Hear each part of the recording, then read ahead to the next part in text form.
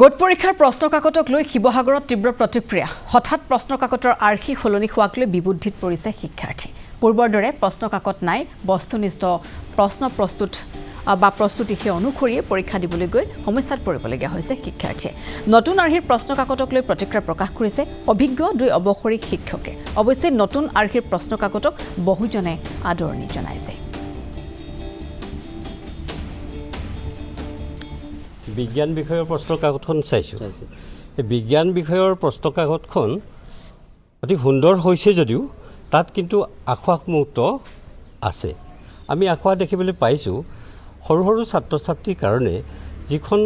Question paper কাটিবলগীয়া হয় অতি সাৱধান হ'বলগীয়া হয় তাত সাধাৰণতে কুৱেশ্যনবিলাক নলেজ আণ্ডাৰষ্টেণ্ডিং এপ্লিকেশ্যন আমি সকলোবিলাক তাত অন্তৰ্ভুক্ত হ'ব লাগিব এতিয়া 6ৰ বিজ্ঞান পেপাৰখন আমি সাধাৰণতে দেখিলোঁ তাত এপ্লিকেশ্যনৰ গোটেই প্ৰশ্ন কাকতখন এপ্লিকেশ্যনৰ ওপৰতে হৈ গৈছে একে টাইপৰ আমি আগতে কুৱেশ্যন পেপাৰবিলাক ছাত্ৰ ছাত্ৰীক আমি তেনেদৰে শিকোৱা নাছিলোঁ ক্লাছ আমি পৰীক্ষা আগত আমি সাধাৰণতে তাত দিছিলোঁ MCQ ভেৰি শ্বৰ্ট কুৱেশ্যন আৰু লং কুৱেশ্যন যদি তাত ফ্ৰেকশ্যন থাকে ফ্ৰেকশ্যন আৰু অপশ্যনেল লং কুৱেশ্যন ফ্ৰেকশ্যন আৰু এতিয়া আমি পেপাৰখন তেনেদৰে দেখিবলৈ পোৱা নাই কিন্তু ছাত্ৰ ছাত্ৰীসকলে এপ্লিকেশ্যনত অকল কুৱেশ্যনখিনিতেই সীমাবদ্ধ হৈছে আৰু তাত অপশ্যনেল নেদেখিলোঁ প্ৰকৃততে কথাটো এনেকুৱা আগতে যিবিলাক আছিলে নিয়ম নীতি যিধৰণে পঢ়ুৱাই নিজৰ মানে শ্ৰেণীকোঠাত কিতাপ পত্ৰ লৈ সেই তাৰ পৰা প্ৰশ্ন ঠিক কৰে এনেকুৱা আছিলে আৰু বৰ বিশেষ কথা নাছিল 2 মাৰ্ক আটাইতকৈ কম মাৰ্ক আছিলে সম্ভৱ 2 মাৰ্ক তাৰপিছত 4 মাৰ্ক 5 মাৰ্ক এনেকুৱা ধৰণৰ মাৰ্ক লৈ পেলাই কৰা হৈছিলে কিন্তু এতিয়া তেনেকুৱা নহয় MCQ এতিয়া এইবিলাক আছে আৰু কথাটো এনেকুৱা মই ইতিমধ্যে বিদ্যালয়লৈ মাজে মাজে যাওঁ বিশেষ কথাৰ কাৰণেও যাওঁ মাতি পঠিয়াই আৰু মই মেনেজিং কমিটিটো আছোঁ তেনেকুৱা যাওঁতে মই কিছুমান কথা লক্ষ্য কৰিছোঁ এতিয়া একদম শেহতীয়া যে শিক্ষকসকলে পেট দিছে আপোনালোকে জানে বহুতে যিসকল শিক্ষাৰ লগত জড়িত সকলোৱে জানে পেট দিছে যে তেওঁলোকে যিবিলাক কুৱেশ্যন কৰে মানে মোবাইলত কৰিছে মেলিছে আৰু তাৰ পাছত তেওঁলোকে যিটো শ্ৰেণীত পঢ়ুৱায় ক্লাছ 6 হওক 7 হওক বা 8 9 10 যি নহওক 11 12 সেই তাৰ লগত এডজাষ্ট কৰিব পৰাকৈ কুৱেশ্যন তেওঁলোকে মানে আনচাৰ কি হ'ব পাৰে কেনেকৈ পঢ়ুৱাব লাগিব এইবিলাক কথা আছে আৰু এটা কথা কওঁ যে আগতে এনেকুৱা আছিলে আজিৰ পৰা ধৰক অন্ততঃ 5-6 বছৰ আগলৈকে মই ধৰি লৈছোঁ 5 বছৰমান আগলৈকে আছিলে যে ইউনিট পৰীক্ষা পাতে আৰু সমূহীয়া পৰীক্ষা মানে যিটো হয় হাফ ইয়াৰলি এতিয়া তেনেকুৱা নহয় এই যে ইউনিটৰ কথাটোৱে হৈ আছে গোটেই তেনেকুৱা আৰু এইটো প্ৰশ্ন ঠিক তেনেকৈ তৈয়াৰ কৰা হৈছে আৰু আগতে প্ৰশ্ন তেনেকুৱা ইউনিট পৰীক্ষাত আছিলে এনেকুৱা প্ৰত্যেকখন বিদ্যালয়ে নিজে ইউনিট পৰীক্ষাৰ কাৰণে প্ৰশ্ন প্ৰস্তুত কৰে এতিয়া কিন্তু সেইটো নহয় সেইভাগৰ গোটেই জিলাৰ কাৰণে ইউনিট পৰীক্ষা প্ৰস্তুত কৰা হৈছে 6ৰ পৰা গোটেইবিলাক আৰু এইবিলাক প্ৰত্যেকখন বিদ্যালয়ৰ কাৰণে একে প্ৰশ্ন বাল্টিনৰ জলস্তৰ বৃদ্ধিত তামোলপুৰৰ এখন গাঁৱৰ ৰাইজৰ হাহাকাৰ খৰস্ৰোতা বাল্টিনৰ জলস্তৰ বৃদ্ধিত আবদ্ধ হৈ পৰিছে 1 নম্বৰ ডোঙাৰ গাঁওবাসী দলঙৰ অভাৱত সমস্যাৰ সন্মুখীন হৈছে গাঁওবাসী বিদ্যালয়লৈ যোৱাত অসুবিধাৰ সন্মুখীন হৈছে গাঁওখনৰ শিক্ষাৰ্থী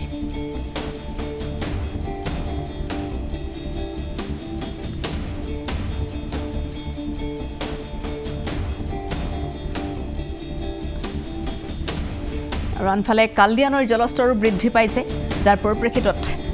চিন্তিত হৈছে বজালীবাসীও দুৰ্বল মথাউৰি যিকোনো মুহূৰ্ততে চিঙাৰ আশংকা হেলনাবাসীৰ আৰু মথাউৰিটো ছিঙিলে হেলনা গাঁও সম্পূৰ্ণৰূপে জলমগ্ন হ'ব তাৰে আশংকা কৰা হৈছে ইতিমধ্যে মথাউৰিৰ ওপৰেৰে পানী বাগৰিছে জলমগ্ন হৈছে কেইবাশ বিঘা কৃষিভূমিও খেতিৰ ভৰপক এই সময়তে কঠীয়া নষ্ট হোৱাত কৃষক চিন্তিত কি গম মথাউৰিটো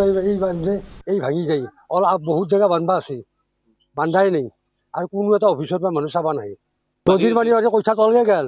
খেতি কৰাৰ কাৰণে কঠীয়া তললৈ গেল আৰু পানী আহিবই পানী আৰু আহিবাৰ বাকী নাই কিবা তোৰ ডাঙৰ পানী হৈ যাব যদি সহজ ভাঙে ভাটিত ভাঙাৰ কাৰণে অলপমান কমিল তাৰমানে নাই মথাউৰি বান্ধাৰ একো হোৱা নাই এই বাকী বহু আছে তাৰমানে অফিচৰ পৰা মানুহ আহক মথাউৰিটো এতিয়া কোনো পঞ্চায়তৰ পৰা আগতে বনাইছিল কিবা 9 লাখ টকা বুলি শুনিছিলোঁ 9 টাকাৰো কামো কৰা নাই দেখোন মোৰ হিচাপে কি 9 লাখ টকাৰ আমাৰ এতিয়া ইখান বাছাৰতো আৰু বুলি নহয় গোটেই অঞ্চল দেখোন ইমান দুখ বেছি আৰু ৰোৱা নাই বুলিহে এতিয়া ৰোৱাৰ আৰম্ভ কৰিছিলে এতিয়া খুব সলকান্তে অফিচৰ পৰা মানুহ আহি চাব লাগে আমাৰ ইয়াৰ অঞ্চলত মানে আমাৰ প্ৰথম বানতে যিটো হ'ল ইয়াৰ পিছততো ইয়াত টিকি থকা টান হ'ব, কাৰণ ইয়াতে মথাউৰিটো বাৰে বাৰে মেৰামতি কৰা হৈছে, কিন্তু ইয়াৰ পৰ্যবেক্ষণ নাই। তাৰমানে মথাউৰিটো বান্ধিয়ে, কিন্তু আচলতে কেনেকুৱা মথাউৰি হৈছে কোনো তাৰমানে প্ৰশাসনৰ পৰা ইয়াত কোনো উমঘাম নাই। সেইকাৰণে পানীটো এতিয়া মানে মথাউৰি ভাঙলি বেলেগ কথা, মথাউৰি নাভাঙোতে পানী ইমান আৰু কিবা যদি মথাউৰি বান্ধিছেও সেইটো মথাউৰি মানুহৰ মনোভূত হোৱা নাই। সেইকাৰণে মানে মথাউৰিৰ ওপৰেৰে পানী পূৰা বৈ আছে। গতিকে ইয়াৰ পিছত আৰু বান হ'লে ইয়াত মানুহ থকাই টান হ'ব। আৰু আমাৰ বিশেষকৈ এই ৩-৪খন গাঁৱৰ খেতিপথাৰ বছৰৰ পিছত বছৰ ধৰি ইয়াতে এই বানৰ সন্মুখীন হৈ আহিছে, কিন্তু আজিলৈকে ইয়াৰে মানে সুব্যৱস্থা এটা লোৱা হোৱা নাই। মথাউৰিটো কি ধৰণে বান্ধছি তেওঁলোকে জানে, পইচাটোহে আহে, পইচাটোৰ সংখ্যাটোহে আমি গম পাওঁ, কিন্তু মথাউৰিটো কেনেধৰণে হৈ আহিছে সেইটো প্ৰশাসনৰ ফালৰ পৰা অলপমান পৰ্যবেক্ষণ কৰিব লাগে, এইবিলাকৰ ব্যৱস্থাটো অলপ কৰিব লাগে, কাৰণ এনেই মথাউৰিটো বান্ধিলেতো নহ'ব। হাতশিঙিমাৰীৰ বৰবালু গাঁৱত ভয়ংকৰ খহনীয়া, ব্ৰহ্মপুত্ৰত বিলীন শতাধিক পৰিয়ালৰ মাটি ভেটি কেৰুৱাই সৰ্বস্বান্ত হৈ পৰিছে বহু পৰিয়াল। খহনীয়াৰ কালৰূপ দেখি ৰাইজ আতংকিত। বৰবালু LP স্কুললৈও খহনীয়াৰ চৰম ভাবুকি, অতি শীঘ্ৰেই খহনীয়াৰ প্ৰতিৰোধৰ ব্যৱস্থা গ্ৰহণৰ আহ্বান ৰাইজৰ। এনেধৰণে নিজৰ প্ৰয়োজনীয় সা সামগ্ৰীসমূহ নিজৰ ঘৰটো আঁতৰাই লৈ যাবলৈ বাধ্য হৈছে নৈপৰীয়া লোকসকল। বহুবাৰ খহনীয়া প্ৰতিৰোধৰ ব্যৱস্থা গ্ৰহণৰ আশ্বাস দিয়া হৈছে অঞ্চলসমূহত, কিন্তু আজি পৰ্যন্ত সেয়া কাৰ্যতহে পৰিণত হোৱা দেখিবলৈ পোৱা নগ'ল। প্ৰতিক্ৰিয়া প্ৰকাশ কৰিছে নৈপৰীয়া ৰাইজে। চাওক মকিবুৰ ৰহমানৰ এক প্ৰতিবেদন।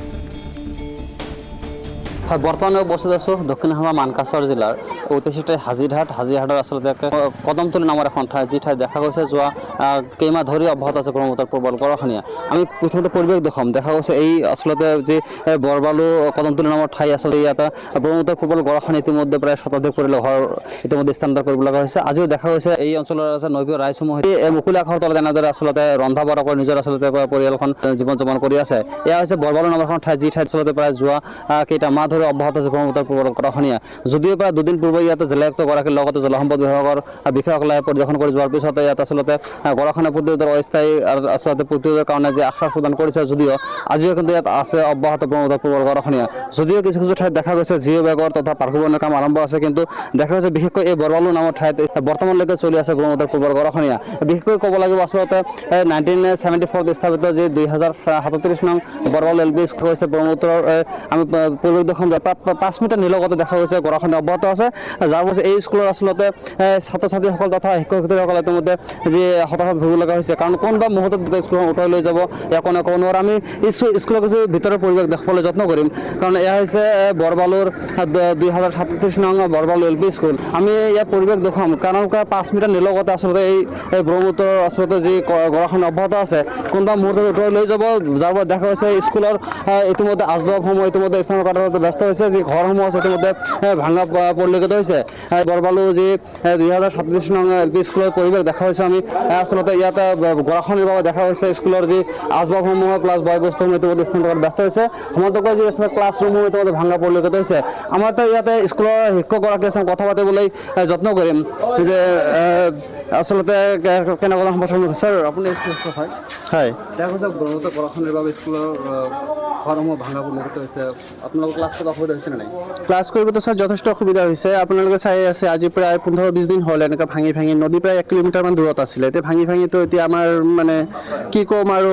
5-6-7 মান আছে আহি গ'ল। কিন্তু এই আমাৰ ষ্টুডেণ্ট যিমান আছিলে এইটো এৰিয়াৰে আছিলে, চব ষ্টুডেণ্ট বৰবালু এৰিয়াৰে, এতিয়া সিহঁতৰ ঘৰ বাৰী ভাঙি মানে লৈ গ'ল, প্লাছ ষ্টুডেণ্টবিলাকো গুচি গ'ল। বৰ্তমান আমাৰ এক্সাম চলি আছে, কিন্তু ষ্টুডেণ্টেই নাই,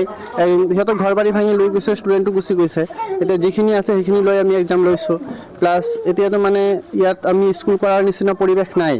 এইটো পৰিৱেশটো একদম মানে শৈক্ষিক পৰিৱেশটো নায়েই, প্লাছ ইয়াত মানে আমি ৰখি মানে থিয় হৈ থকাৰো পৰিৱেশটো বৰ্তমান নাই। নদী 5 হাতো নাই, নদী আহি গৈছে। আমাৰ এইটো বিল্ডিঙৰ পিছফালে মানে নদী, মানে ৰিক্স হৈ গৈছে আৰু স্কুলৰ ষ্টুডেণ্টটো মানে এই আমি যে ভিতৰতে থাকক, এইপিনে ঘৰ ভাঙিছে, চব বাহিৰত গাঁৱৰ মানুহবিলাক ঘৰ ভাঙিছে, সিহঁতে আহি স্কুলত মানে আশ্ৰয় লৈছে, তথাপি মানে ষ্টুডেণ্টে ইয়াত মানে এতিয়া যে আমি সিহঁতক বাহিৰত ওলাই গৈ অলপ মানে ই কৰিব সেইটো পৰিৱেশ নাই আমি যেন তেন মানে সিহঁতক ক্লাছটো লৈ আছোঁ এতিয়া স্থানান্তৰ কৰাৰতো এতিয়া স্কুল মেনেজিং কমিটি আৰু আমাৰ ছাৰসকলে চিন্তা কৰিছে স্থানান্তৰ নকৰিতো উপায় নাই ইয়াতো এতিয়া ৰাখিব কাষতে আপোনাৰ ঘৰখন হ'ব কোনোবা মতে 5 মিনিট যিকোনো সময়ত মানে কিবা এটা হ'ব পাৰে বহুত ৰিক্সত আছোঁ ছাৰ যিকোনো সময়ত কিবা এটা হৈ যাব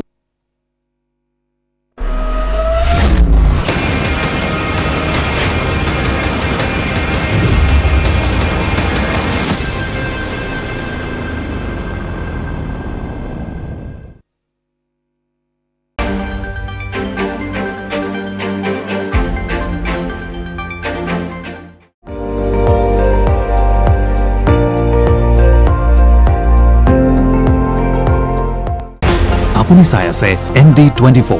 সৰ্বশ্ৰেষ্ঠ নহয় সৰ্বোত্তমৰ দৌৰত